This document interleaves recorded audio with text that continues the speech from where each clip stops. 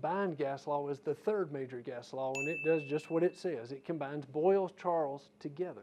So this is going to be volume, temperature, and pressure, all changing at the same time. I have about an inch of water in this soda can, and it's boiling, which is producing water vapor.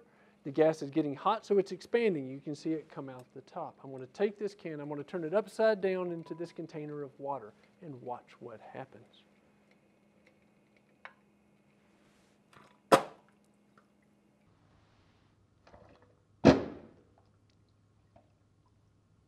Do you understand what just happened there? Do you have an idea?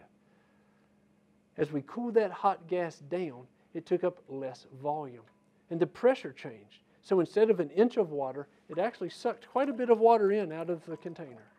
That's the combined gas law. It's Boyle's and Charles put together, volume, temperature, and pressure all at one time.